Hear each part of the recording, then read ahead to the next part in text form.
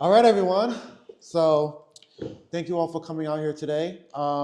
Welcome to the Sacred Intersections and Conversation session, which is part of our exhibit, Sacred Intersections, My Queer Religion. Thank you all for coming out here this Saturday afternoon. We're going to be having the artist talk with Andrea here, which is titled Reimagining the Sacred, an Artist's Journey Through Faith and Identity. And so just to kind of start things off, just want to mention that the exhibit itself, Queer Intersection, started off as a question of what kind of sits at the space in between these two really big parts of people's lives. How do you separate, someone's humanity from their sexuality and from their spirituality or religious views, right? Those two things holding very big spaces, but oftentimes not really being in the same conversation or in the same room. So really it was a question of like, what does that look like? And then having all these artists here provide their own interpretation and answer to that question. And I think it led to a very interesting conversation based on what we've talked about so far in the room with those who have come in. And I think it also leads us to see how much more there is to add to this conversation. Just with these pieces alone, we've captured a lot of different perspectives, a lot of different POVs and a lot of different people. And one of the things that a lot of folks commented on was that although some of the pieces didn't reflect their own personal experience, they still related it to it in a very strong and profound way. So I think that really kind of speaks to a little bit of the underlying themes and unity that's actually underneath all these different pieces we have here today. That being said, one artist's work came up a lot during a lot of the conversations I had with folks over the weekend, and that's Andrea Matthews here, they, them. And so when I first saw your work, I definitely knew that it was going to be a part of the show, and I actually already started thinking about doing a potential artist talk, so it's great that we're doing this here today. And I'll just quickly mention something someone who came in yesterday said, and they just saw the exhibit. And by the way, Andrea's pieces are featured on all of the posters for the show as well. So a lot of folks already saw their work before even coming in. And so one of the things that they said while looking at Sans Maria was that it was double art because they liked how beautiful it was just looking at it, but also the meaning and the intention and the process behind it as well. They feel like that entire process and intent was also art. And so it was double art. And then they said, that's hot. So thanks again for agreeing to be here with us. And yeah, I just want to start by asking, how are you doing? I'm doing good. I love the rainy weather. Yeah. So, nice and calm today. We were both saying how we do enjoy a rainy Saturday afternoon, which is the best day for afternoons. I mean, the best weather for weekend afternoons, especially chill ones like today. So you were in the room on Thursday evening for the opening reception along with some of our other amazing artists who are here. And again, a lot of folks were responding very strongly to all the pieces that were in the room. But I also had a lot of folks come up to me specifically for Sans Maria and Novena. And that was before they even made it to the door still open. So did you notice people resonating and gravitating towards your pieces during that night? Yeah, it was nice when I walked in immediately. Oh yeah. Yeah, I walked in the door and you handed someone off to me right off the bat. You're like, oh, and this is the artist that I was talking about. So that was actually really well timed because they were speaking about Yeah. how rarely they see Aqua Teen performed really well. And could you explain what that is for those of us who are not familiar? Yeah, so aquatint is what the process I used for Sans Maria. Essentially, it's a type of copperplate etching where you do the normal process of an etching where you use a type of acid to etch lines into a plate of copper via blocking out with sort of a waxy substance what you don't want to be etched with the acid. And this is a lot of the older etchings you see. This is a really common way to do illustrations back in the early days of book printing. But yeah, the extra step with aquatint is you get all these different stages of grays that I have here. By sort of burning a texture onto it. The way I was trained was kind of the traditional way. You use brown rosin, sort of like a powdered tree sap, and a blowtorch. It sort of melds this texture onto the plate so that as you dip it into the acid, blocking out progressively the areas that you don't want to continue to be etched, creates a range of values and texture for ink to grab onto when you ink up the plate and then print it. So yeah, all of those ranges of values are from one inking and then pressing. So if you look at the actual copper plate that I have, there's all these different textures on it. It sort of looks like I don't know, almost like sandpaper texture. But yeah. Wow. See, I didn't know any of that. So there was a lot more work put into this on top of what I already kind of gleaned from just reading the description of the piece, which was like, again, like that whole process of like even thinking through what you were trying to kind of bring into this piece in the first place. So, that kind of leads me to our next question, because it's clear like, you are really talented, and you're really adept at a lot of these different techniques and methods. And one of the things that you mentioned was that research was part of your practice. Could you share a little bit more about that process of doing research and what draws you to the intersection of like scholarship and creation? Yeah, I've always loved reading, so Mm. that's a big part of it.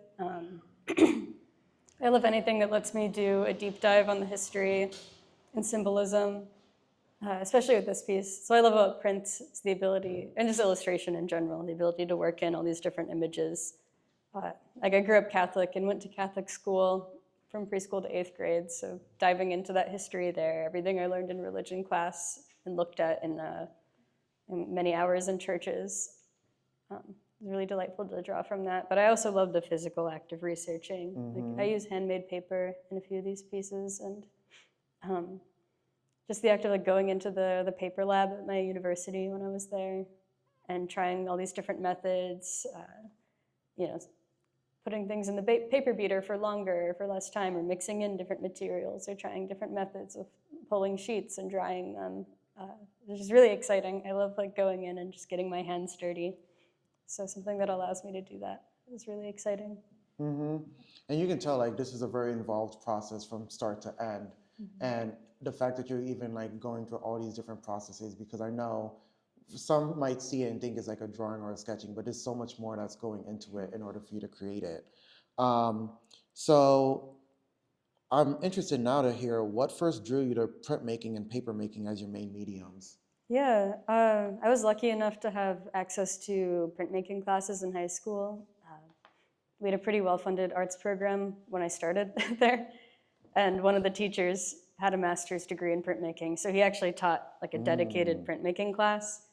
And my senior year, I had the option to take AP chemistry or advanced drawing or printmaking, and I wanted to impress my girlfriend, who was a printmaker. So I took that printmaking class over the drawing class because I wasn't going to take AP Chem. And yeah, I ended up falling in love with it myself. And then, yeah, I didn't really return to it for a couple of years. Like after high school, I studied graphic design at first.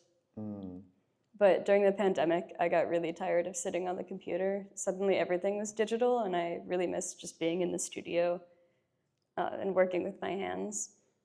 And I had this internship opportunity through my director of studies. She needed studio assistants for this papermaking project that she was working on. She was preparing for a residency and later some exhibitions.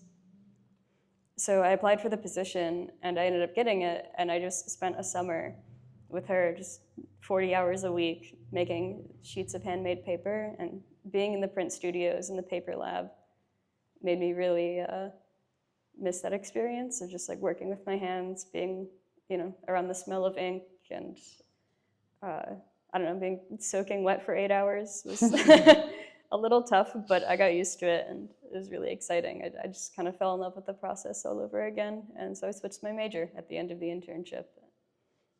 Yeah, been in love with it ever since. Nice. So not only does it sound like a labor of love, it also sounds like a reason for us to be funding more arts programs. So that way we can actually encourage people to actually like pursue the things that are of interest to them and introduce them to things that lead to things like we see here today. So that's really awesome. So you've already alluded to this a little bit, but it's clear that Catholic art and architecture clearly influence your aesthetic. How do you navigate admiration for its beauty while critiquing its ideology? Yeah, I feel like a lot of the work I make ends up kind of towing this line of having maybe some elements in it that some might find offensive, but also, I don't know, never fully resenting it, I guess. There is resentment in some of my pieces, but also like it is the way I grew up. It was a huge part of my life up until kind of the mid-teenage years, being Catholic. So it's hard for me to like resent it fully. As a queer person, I feel there's like difficulty in knowing that I could never really return to it fully, being Catholic. But you know, a lot of my family is still Catholic. I come from a big Irish American family, so being Catholic has always been part of just, you know, the culture I grew up in and part of my heritage. I can never really fully separate the two, especially with, you know, family being from Ireland. That's a really big part of, I don't know, our identity. But yeah, so it's hard for me to fully reject it. There's some pieces of it that I still really respect, and I don't agree with the Catholic Church in general on a lot of things. I think the corruption is something that another reason why I would never want to return to the church fully.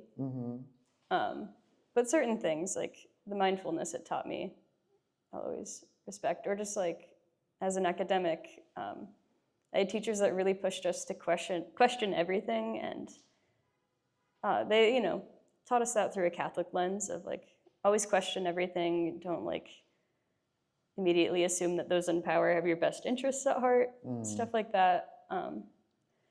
But I think that translated well into being an adult. It definitely led to me getting more into the punk scene, but also led to like really good research techniques in academics, and morality-wise, I took a lot of those lessons with me, even if I don't view them through religion so much these days. Yeah, I like to overthink things like most Catholics do.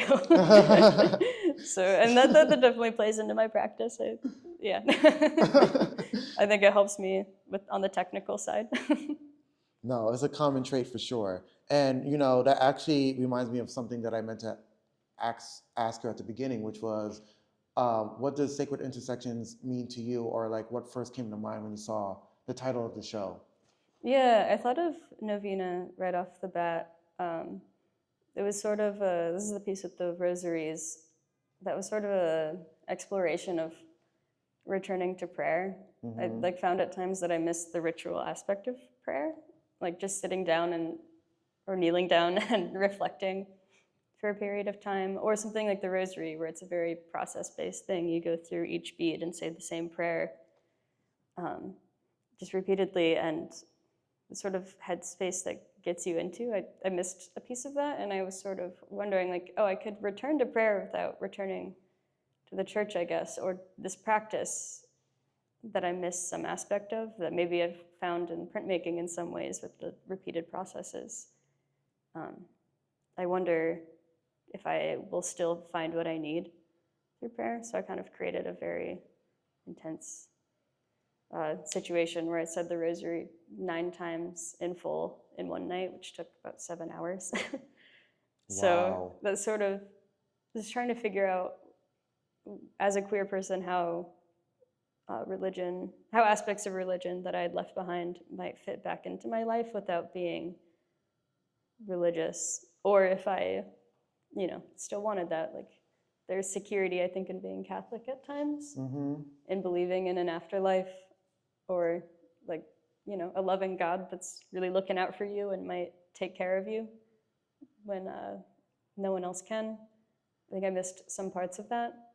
So a lot of my work, especially these 3 pieces, have kind of explored, like, I don't know, where I want to land in my life moving forward. Like, each piece is definitely reflective of my struggles at the times when I made them, or my questions at the times, I guess would be the more accurate way to phrase that. So yeah, with the intersections of, I guess, what religion used to mean to me and what it means to me now, and what I need out of some of those practices in my life, or how I might incorporate aspects of religion into my life without being a Catholic. Or part of the Catholic Church as an organization. Yeah, that was beautifully said. I would applaud for that one. But and also maybe I'm gonna ask you to move your hair a little bit just to make sure it's not too much. For sure. Like, so wow, there's so many different directions we could take from there, but maybe one question that comes to mind for me is, now that you see it in context with some of these other pieces, is there something else in the room that maybe like spoke to you, or like do you have some sort of like new view on your pieces now, seeing all these other ones next to it? Yeah, definitely gave me ideas for moving forward. I love this piece behind me so much. I love images of the Virgin Mary, and then the very like, I don't know, intense like, I don't know, it's just like very intense as like a queer experience with the subjects and everything. And I don't know, I'm also a painter, so, but I love, I don't know, very bold statements relating to religion. I think I often get a little subtle with mine, so sometimes it reminds me to like be a bit more like fearless, I guess, in presentation. I also love the ceramics pieces. I love all the work, but anything that makes you work with your hands like that, it's just so like, I don't know, I've been getting more into that recently. I'm looking into working with paper clay next, and yeah, and vessels as a concept. There's a lot of vessels in Catholicism that are really exciting. And yeah, kind of, I don't know, all the conversations that I had, or that I've had surrounding the show, like today, but also at the opening or in the lead up, as I was telling people about the show, and they had questions, really brought back a lot of ideas I was exploring before that I might want to explore again. Yeah, I don't know. It is also just really magical seeing like so many other artists working along similar themes. Some great conversations during the opening, so I've gotten to meet people. We all work with a lot of red. So yeah, I noticed that's that. exciting. Yeah. But yeah, and also just neat to see some other like, I don't know, non-Catholic religions worked into. Yes, and you know what? Yeah. To your point, that's the reason why I think if we were to kind of do a version of the show again, we would definitely want to try to expand and include a little bit more. Yeah. And one of the things is we have Lila who did present one piece, and she identifies, or she's Muslim, but we definitely could benefit from having even more voices in the room for sure. So I'm with you on that 100%. So maybe let's get into some of these pieces a little bit more specifically, since we've alluded to them a couple times. So in Sans Maria, you transform Bible pages or Bible clippings, a sacred text, into the material of critique. So what was the emotional experience of literally deconstructing it and reconstructing it into your work like? Yeah, Sans Maria has its own kind of fun, unintended story that happened. The central figure is obscured by Bible paper that I made by hand out of recycled Bible pages. But if you make recycled paper, like handmade paper, you have to destroy the original object, whether that be, say, like clothes, like you can use denim to make paper really easily, or the t-shirts, but you have to cut them up and put them through a paper beater, and with books, that's no different. So I started off by just tearing out the pages by hand to get rid of the spine, because you can't use the glue in the paper at all, which felt a little crazy at first. Like on the one hand, I was like, oh my God, I'm destroying a book. And then like also the context of what book I was destroying. Yes. I think it brought back some like childhood fears. And then because of the volume of paper that I was making, I made like a lot of sheets out of this batch. It got a little inefficient to keep tearing them by hand, so I used one of those guillotine paper cutters that teachers use to chop up the pages into little confetti-sized pieces before putting them in the paper beater. And while doing that, I brought the blade down on my finger, chopped through my fingertip like to the bone, which was really painful, and it did make me second guess what I was doing, because it was sort of felt like a biblical punishment in a sense. And I had to actually put the piece on hold for about a month, because I then could not make the paper or really print very efficiently, because it was this fingertip and I couldn't submerge it in water, which you have to do to make paper. So yeah, I had to actually wait a little bit before I could make that piece, which gave me some time to second guess what I was doing, but then it just kind of made me want to do it more. It's like, well, that didn't stop me, so. Wow. But it So, was a little emotional for that reason too. Or really had a, intense situation with that. But it worked out in the end. So yeah, definitely. So you definitely covered blood, sweat, and tears, and then some, in making a lot of these pieces, which I think kind of makes sense to me because, the more you're telling me about this, the more I'm realizing the word that came to me when I was looking at Sans Maria is like, was weird as it sounds, was like dense.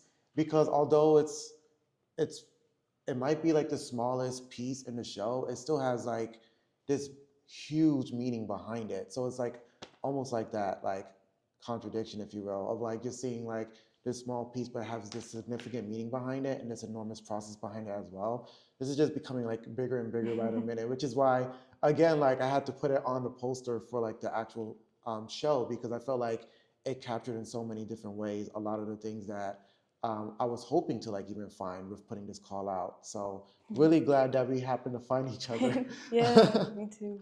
So I want to ask you one more question about Sans Maria before I move on. You describe obscuring the Virgin Mary as a way to question her idealized role. What did you discover about her or yourself during that process? Yeah, I think one of the things that I went in with for that piece was sort of questioning this feminine figure that, like, as Catholics, we're all taught to love and adore, but there's this weird sort of relationship where Catholicism historically has not been very good for women. And yet one of the most revered figures in the religion is a woman. But I don't know, I think while making it, I really had to investigate like what her role was. And then looking into a lot of the symbolism too, just like jogging my memory at that time of her story, it kind of unveiled a certain, I don't know, experience that she, I guess, would have gone through, where she also really didn't have much of a choice in her own situation. I think it often gets framed as like she, I don't know, had some choice in the matter, but also not really. It's like, I don't know, like, it's kind of being told by an angel that you're going to be the mother of God and maybe, or the mother of, the Son of God, but like she never really got too much of a say in the matter. Like even if it, your scripture says it was a question, like how could you ever say no to that? Yeah, so I don't know. And also like watching the film Rosemary's Baby, I think weirdly was a lot of like brought out a lot of those questions too, or being like looking at her story and just being like, oh, she had not a lot of choice or mobility in this situation.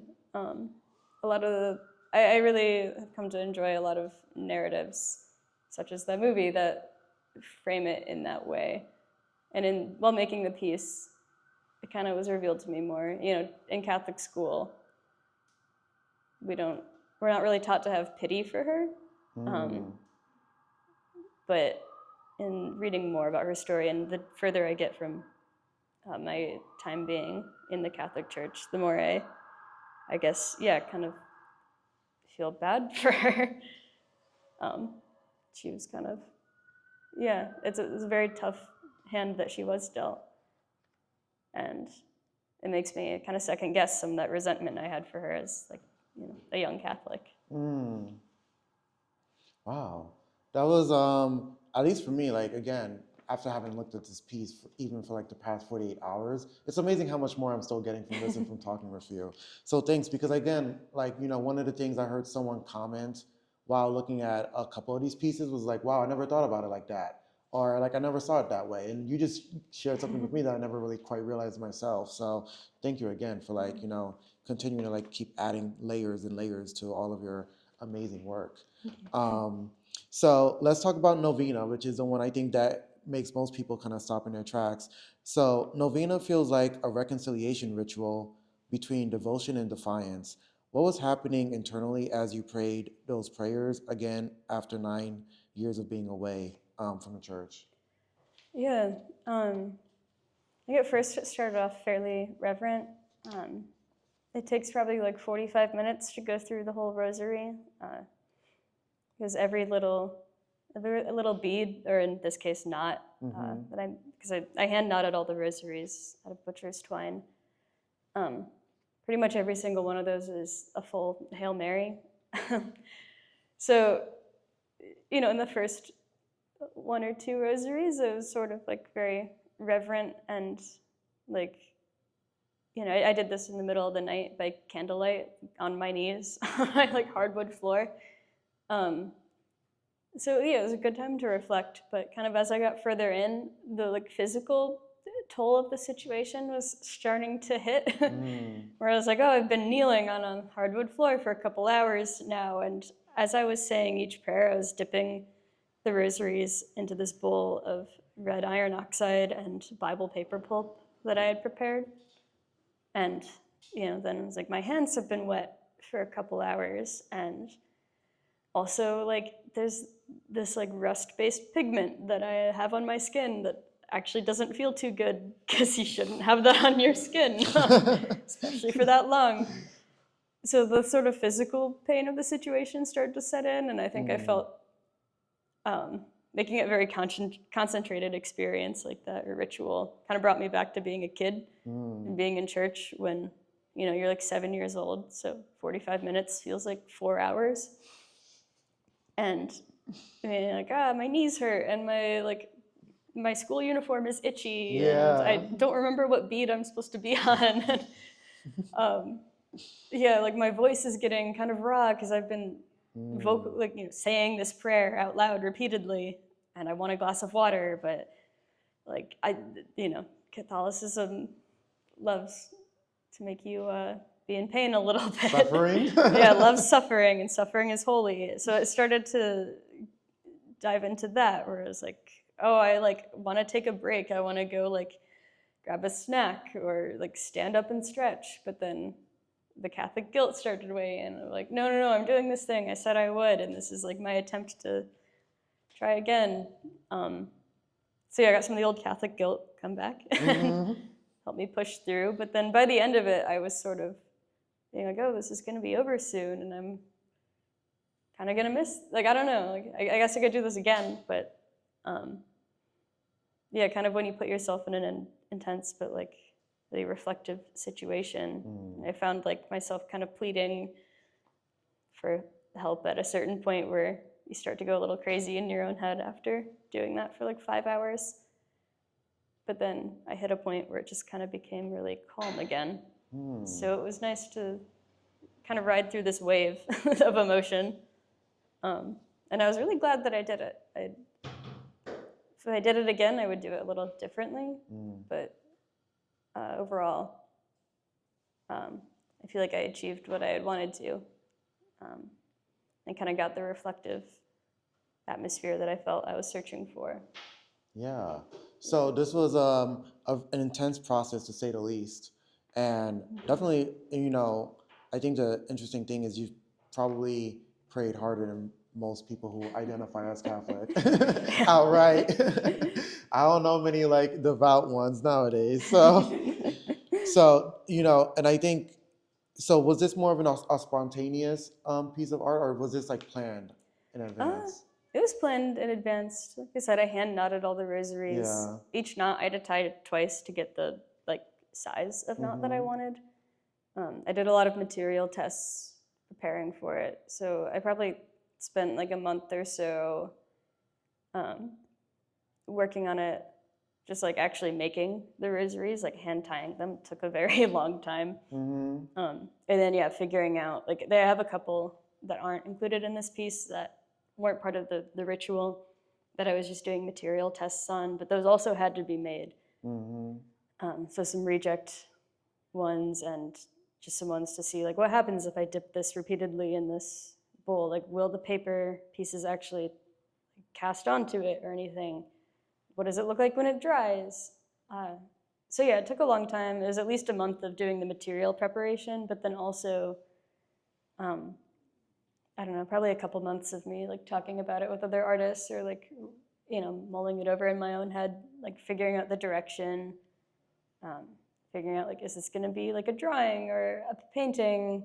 Like, am I going to do a painting of the thing, or am I just going to do the thing and make the object be, or yeah, am I going to paint this conceptual situation, or am I actually going to make this situation happen and use the object as sort of like sculptural piece? So yeah, it's probably a few months of planning and then executing, and then one very long night of actually making it. Yeah. And you know, it's amazing to me because I think at first when folks might see it, they might not recognize it as rosaries, but I also just remembered like randomly how like it was a huge deal when like I think it was Pope Francis or one of them who like was using like a wooden rosary instead of like the typical like fancy one. And so seeing your piece here is like I'm like this is like really cool to see like this is your rosary, if you will. Yeah, I had thought about using actual like rosaries that I acquired, but well, one, I couldn't bring myself to ruin any of my own personal rosaries. I like, you know, a handful after growing up Catholic that I received for confirmation or my first communion or just during Catholic school. But yeah, I couldn't bring myself to ruin any of those ones. And then going out and like buying them or acquiring them somehow, I don't know, I felt that it would mean more if I took the time to make them by hand and using like a very humble material, but also like, you know, using twine, but then choosing butcher's twine in particular, one because the material had the look that I wanted and the feel, but also that little touch of the cruelty, I guess, and the resentment. Yeah, by using something that is meant to bind up meat, used by butchers. I felt that it would mean more if I actually made them myself. Nice. Well, I think this is definitely like one of the strongest pieces. And again, you know, it's almost a little bit of a back-to-back double whammy, putting Sans Maria and Novena right next to each other. So let's talk about The Door is Still Open, which is placed at the end of the exhibit, and that was done intentionally just because I feel like you create this really great you created this really great piece that I feel like was probably the best way to maybe end an exhibit like this, where it just leaves room for further exploration, if you will, or it leaves that option at least. And so, recognizing what, if you want, you could also say a little bit more about what The Door is Still Open means to you, um, and how that maybe and what that symbolizes for you today. Yeah. Well, I think it's fun putting it at the end because it's actually the earliest of all the pieces. Oh, wow. Yeah, I think I was saying earlier, actually, Novena and The Door is Still Open have about like 2 or 3 years between them. So yeah, the timeline being The Door is Still Open, and then maybe like 9 months later making Sans Maria, and then a year and a half or 2 years later doing Novena. Yeah, like they all kind of work in a certain timeline. But yeah, The Door is Still Open is the earliest one.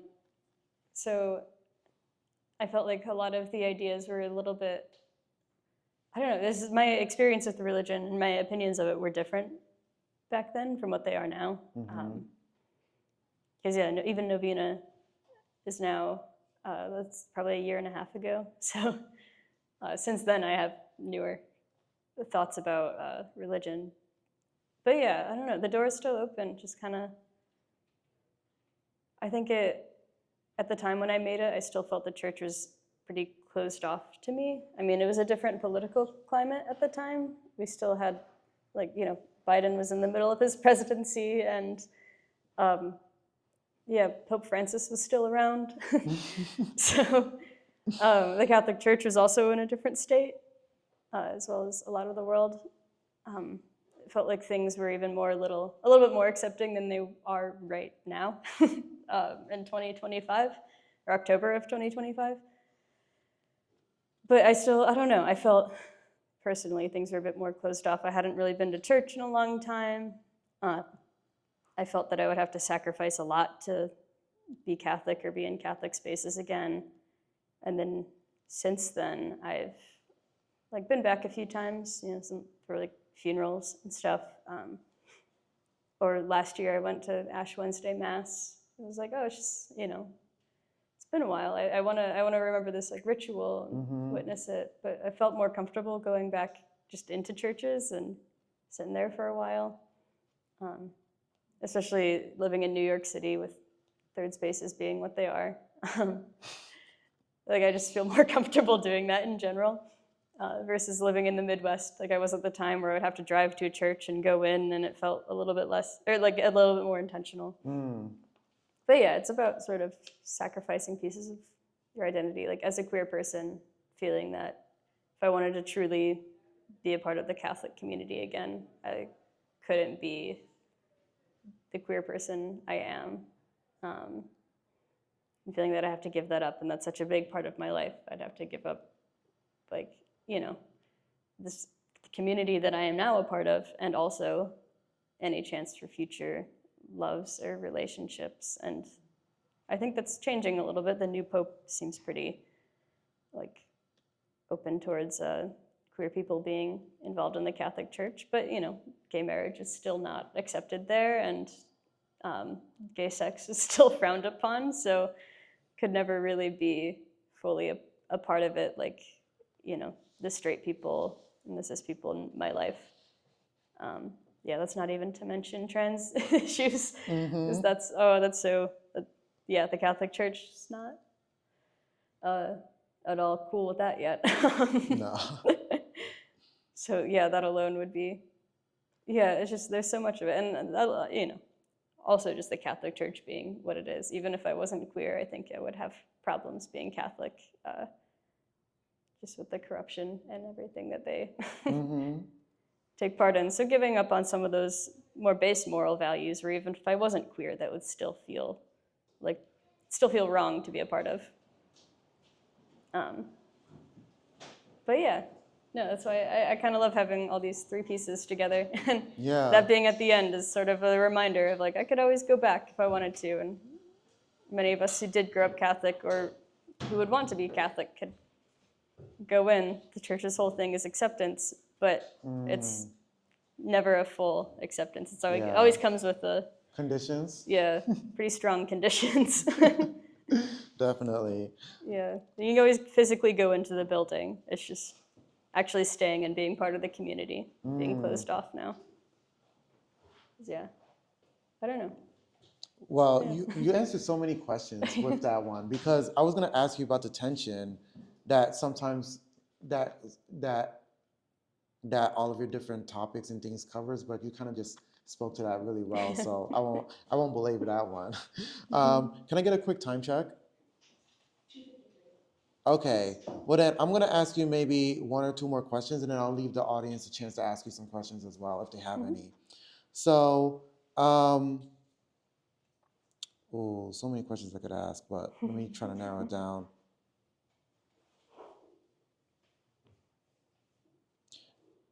How do you hope? Well, actually, let me do another one.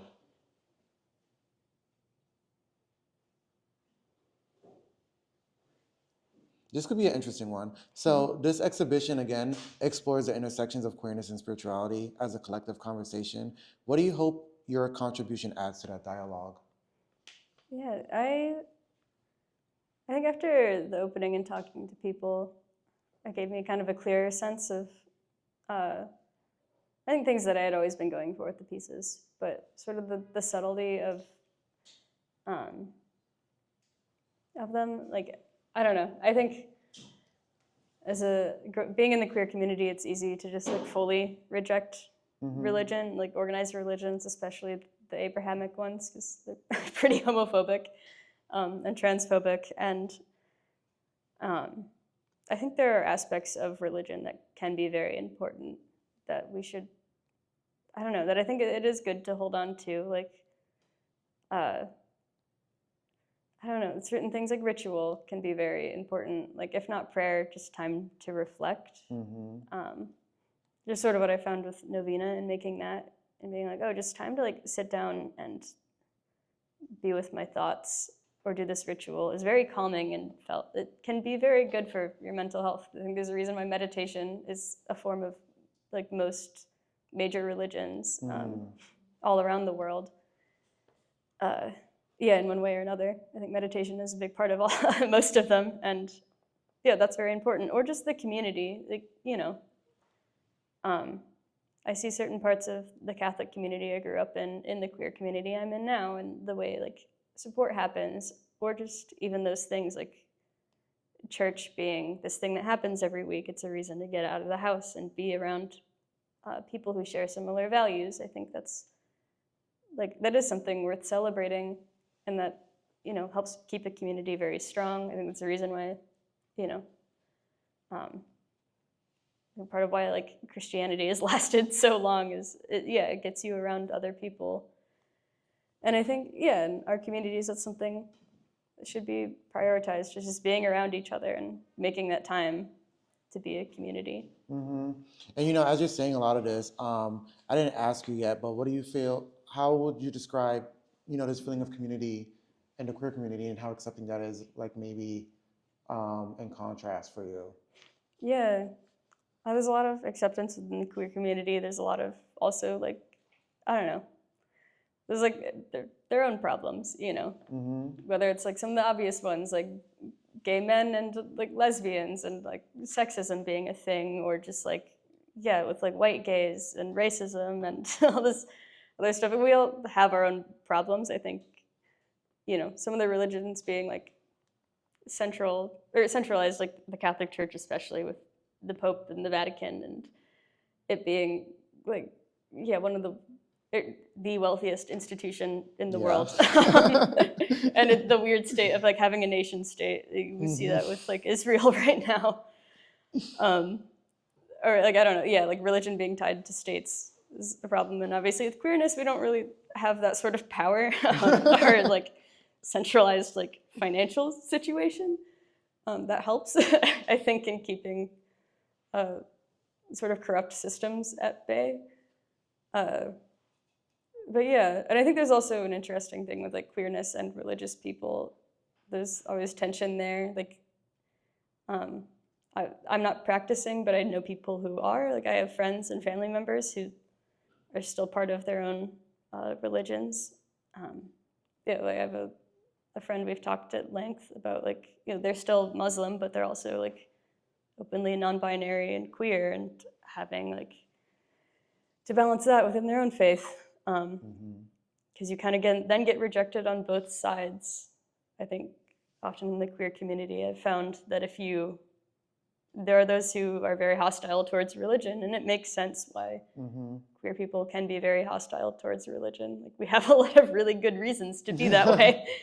But I think people who are religious, like, it is important to respect them if they're not, when they believe in very harmful things, like, that's something that should be addressed, but that's something that we all do for our own reasons. So I think there's also that aspect of it. Like, I think queer people have, by and large, been more accepting than the Catholics that I grew up with, just in terms of like who people are as people, and like identifying as who you are. But I don't know, there are still things that can be improved upon in both communities. Wow, there's a lot of wisdom in a lot of the things you're saying. Wisdom and maturity. So I'm going to leave this last question, and then we'll take some from the audience if there are any. If you could pose one question to viewers leaving your piece or this show, what would it be? Oh, that's a good question. I don't know, I guess. I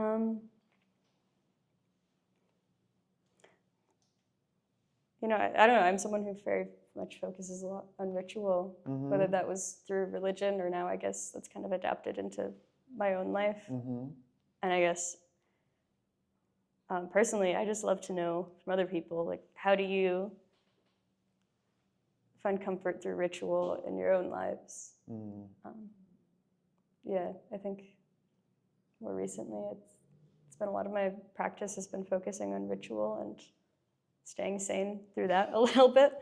And I'm always very curious about how others might incorporate that into their own lives, whether it's religious ritual or just, something like finding comfort in doing the dishes or meditation or sitting and, sewing or just knitting or something like that. Yeah.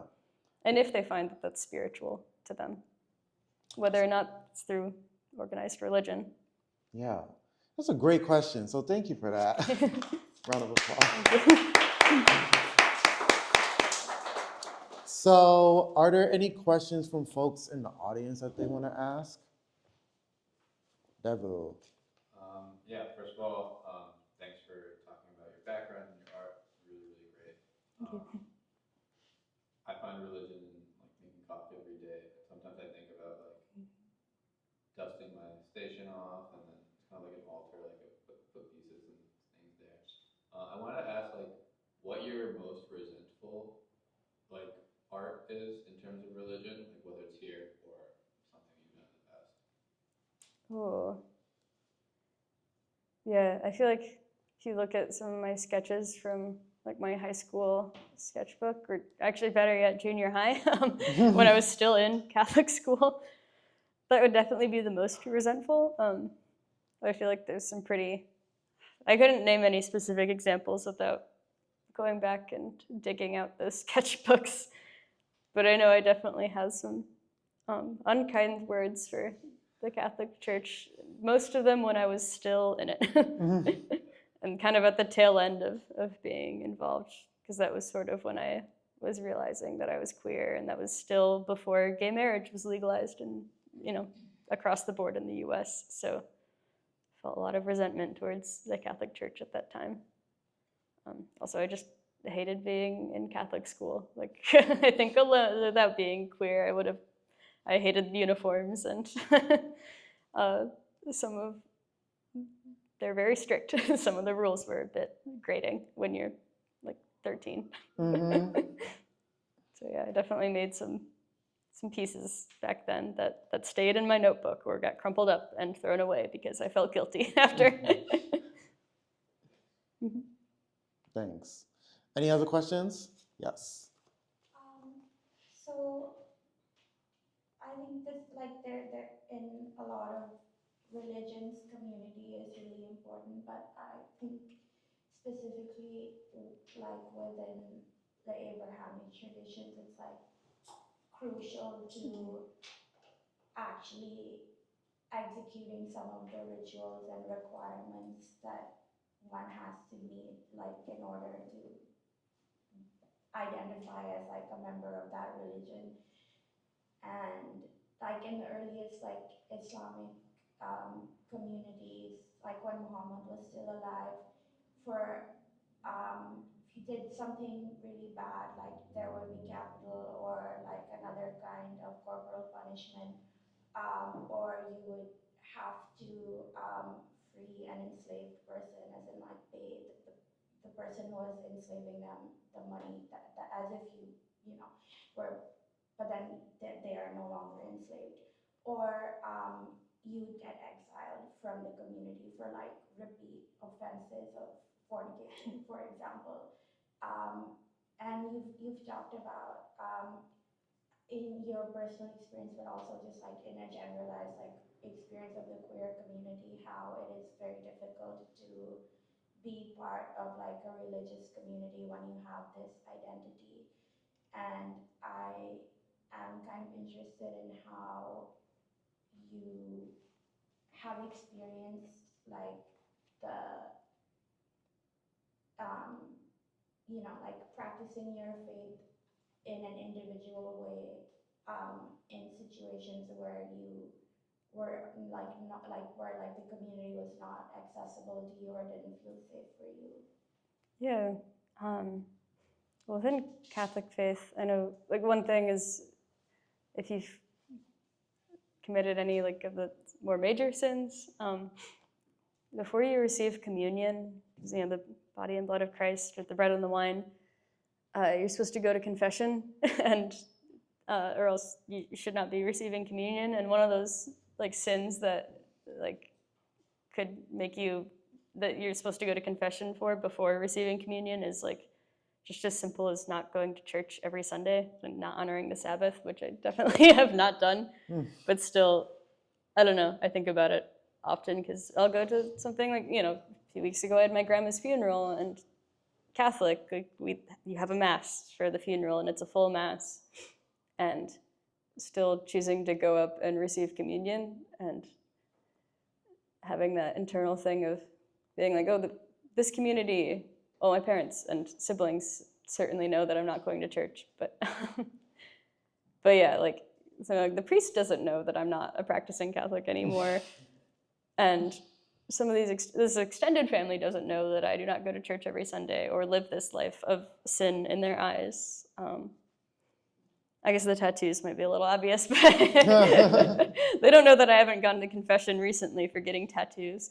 Having that internal conflict of being like, I shouldn't be receiving communion, but also this is important to me to take part in this ritual because, like, I want to be a full part of celebrating, like, the life of my grandmother, or, like, I'm in this space, you know, when I've gone to church, say for Ash Wednesday, and still going through the sacraments as, like, a sinner, I guess, in their eyes, like, knowing that I probably, like, I don't know, if I follow all the rules, I shouldn't be doing that, but also just wanting to be, like, I'm in this space and taking part in this ritual. I want to be able to take part in it fully and remember, or I don't know, just have that full experience and remember why I am there.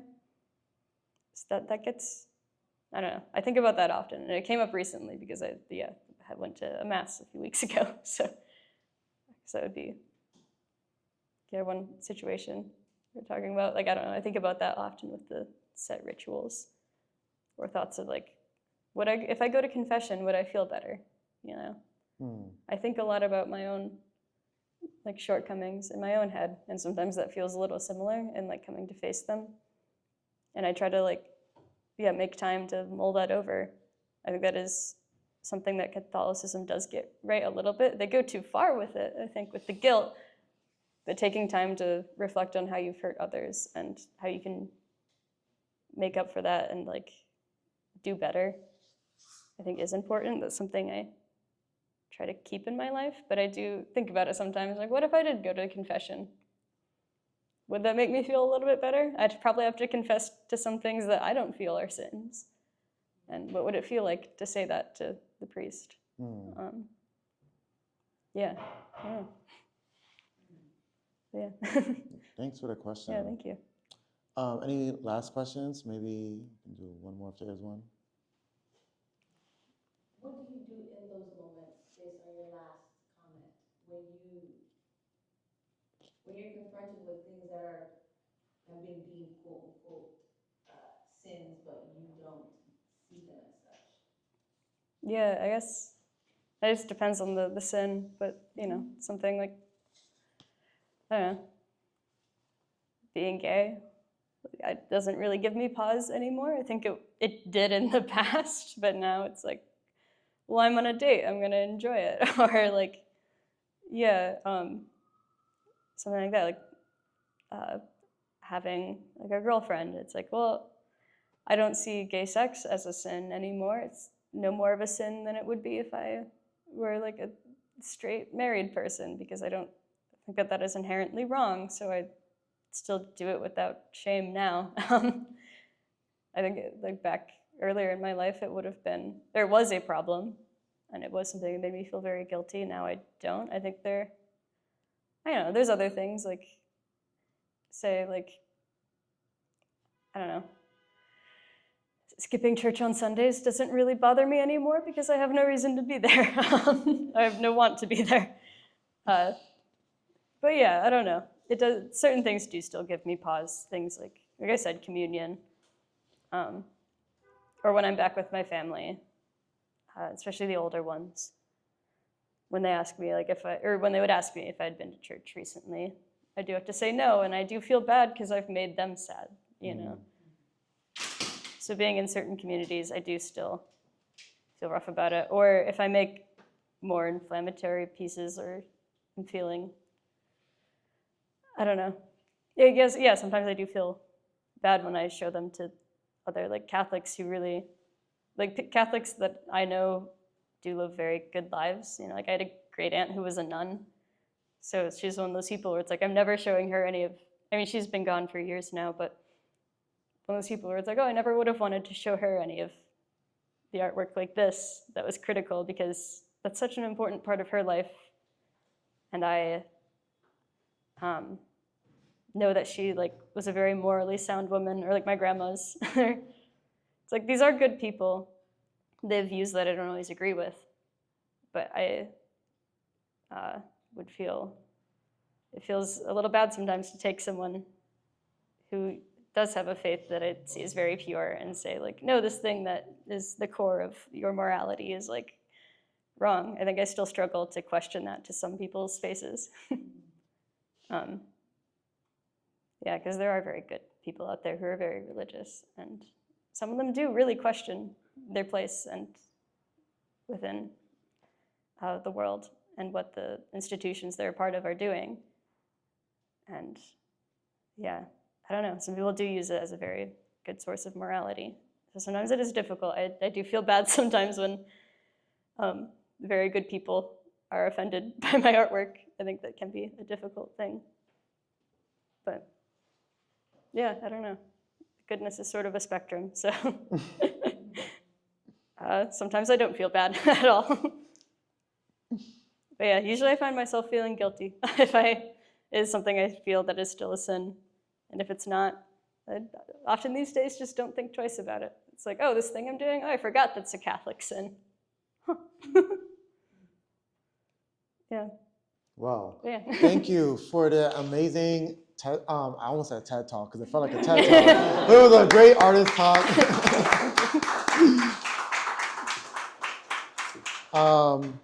So yeah, I just want to offer my sincere thanks because, you know, this is a conversation that I think requires a lot of like nuance, and I think you brought a lot of that, and as well as like being really, you know, pure of heart and intention, and also like just sharing so much of yourself with this work as well. And you know, when I first thought about this concept, I felt like artists were like the best people to kind of talk about this, and you just kind of proved that for me. So thanks again.